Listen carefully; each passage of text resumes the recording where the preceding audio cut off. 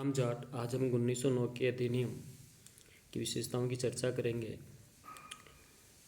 ये हमारे संवैधानिक विकास पे एक महत्वपूर्ण पड़ाव था और ये 1909 का अधिनियम हमारे बीए पार्ट सेकेंड ईयर के फर्स्ट टॉपिक संवैधानिक विकास से संबंधित है। संवैधानिक विकास से इसलिए संबंधित है कि 1909 का जो भारत शासन अधिनियम था उसका हमारे वर्तमान संविधान या जो संविधान का निर्माण किया गया, संविधान में बहुत सी लोकतांत्रिक संस्थाओं का जो विकास हुआ, उसमें इस संविधान के कई प्रावधानों का स्पष्ट प्रभाव दिखता है। इस अधिनियम को मार्ले मिंटो सुधार अधिनियम के नाम से भी जाना जाता है, क्योंकि उस समय लॉर्ड मार्ले इंग्लैंड में भारत के सचिव थे तथा लॉर्ड मिंटो भारत में वायसराय थे।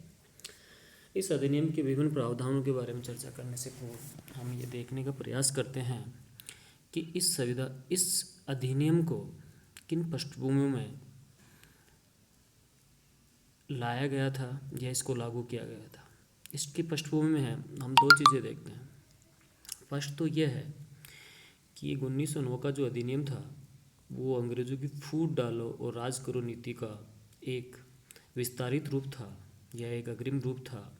इसको ऐसे समझ सकते हैं कि 1905 में जो हमारे देश में बंगाल विभाजन हुआ था, उसके फलस्वरूप या उसकी प्रतिक्रिया स्वरूप सभी भारतीयों ने एकजुट होकर स्वदेशी आंदोलन को प्रारंभ किया और इस स्वदेशी आंदोलन उस समय हमारे राष्ट्रीय आंदोलन की एक प्रखर चेतना, एक प्रखर राष्ट्रवाद के रूप में उभरा तथा इसी समय 1907 के में कांग्रेस का विभाजन हुआ। विभाजन के फलस्वरूप कांग्रेस का दो विभागों में बट गई। एक था उदारवादी गुट, दूसरा था उग्रवादी गुट। इसलिए उदारवादी और उग्रवादी गुट में फूट डालने के लिए अंग्रेज़ों ने जानबूझ के 1909 के अधिनियम को लाया तथा इस अधिनियम द्वारा उदारवादी और उग्रवादी युग में परमानेंट सेपरेशन पैदा करने के लिए इस अधिनियम द्वारा उदारवादी गुट को कुछ संतुष्टि के लिए कुछ प्रावधान किए गए। समग्र रूप से देखा जाए तो ये 1909 का जो अधिनियम था ये उस समय राष्ट्रीय आंदोलन की जो चेतना थी, राष्ट्रवाद की जो भावना थी और किसी भी तरीके से जो स्वतंत्र प्राप्ति का जो एक जुनून था, आंदोलन था, उसको समाप्त करने के लिए 1909 का अधिनियम लाया गया। इसलिए हम देखते हैं कि इस अधिनियम के कई प्रावधान ऐसे थे जिससे आगे चल के भारत में जो सांप्रदायिकता का विकास हुआ या भारत का जो विभाजन हुआ, इसके बीज इसी अधिनियम के द्वारा अंग्रेज़ों ने बोए थे। इसलिए सबसे पहले हमें इसके विभिन्न प्रावधानों का बारे में चर्चा करते हैं। सबसे पहले इस अधिनियम द्वारा केंद्रीय एवं प्रांतीय जो विधान परिषद हैं, जिसे वर्तमान में हम संसद या विधानसभा बोलते हैं, विधानमंडल बोलते हैं, उस समय इनको प्रांतीय विधान परिषद या केंद्रीय विधान परिषद के नाम से बोला जाता था, उनकी संख्या में वृद्धि की गई। जैसे केंद्रीय विधान परिषद में संख्या 16 से बढ़ाकर 60 की गई। इसी प्रकार प्रांतीय विधान परिषद में भी संख्या को बढ़ाया गया या उनकी सदस्यता को में वृद्धि की गई।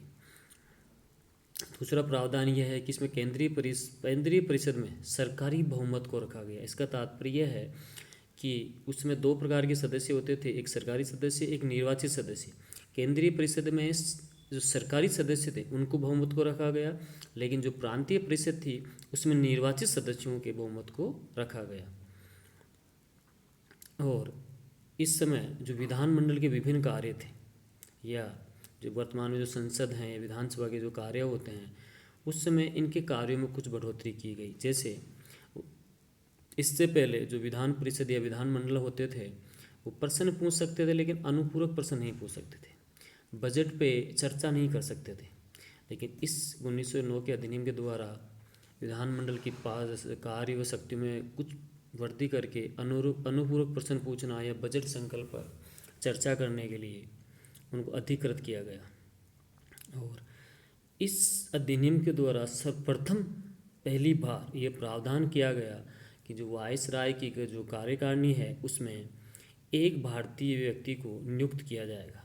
और इस प्रकार सत्येंद्र प्रसाद सिन्हा को वायसराय की कार्यकारिणी में नियुक्त किया गया और वो प्रथम भारतीय जो थे जिनको नियुक्त किया गया। इस अधिनियम का सबसे विवादास्पद, सबसे विभाजनकारी और सबसे सांप्रदायिक प्रावधान था, जिसका आगे चल के हम सभी भारतीयों को एक विध्वंस परिणाम भुगतना पड़ा। वो था सांप्रदायिक प्रतिनिधित्व या सांप्रदायिक निर्वाचन प्रणाली की व्यवस्था करना। सांप्रदायिक प्रतिनिधित्व या सांप्रदायिक निर्वाचन प्रणाली का एक सीधा सा अर्थ यह है कि इसके अंतर्गत मुस्लिम सदस्यों का चुनाव केवल मुस्लिम मतदाताओं को ही करने का विकल्प दिया गया या प्रावधान किया गया। इस अधिनियम के प्रावधान सांप्रदायिक निर्वाचन पद्धति या सांप्रदायिक निर्वाचन का जो प्रावधान था, इसी की वजह से आगे जाके भारत में सांप्रदायिकता का विकास हुआ और इसी की परिणति भारत का विभाजन, सांप्रदायिक आधार पर विभाजन के रूप में परिणति हुई। इस अधिनियम द्वारा ही सर्वप्रथम प्रेसिडेंसी कॉरपोरेशन जैसे चैम्बर ऑफ कॉमर्स, विश्वविद्यालय तथा जमींदारों के लिए एक अलग से प्रतिनिधित्व का प्रावधान किया गया।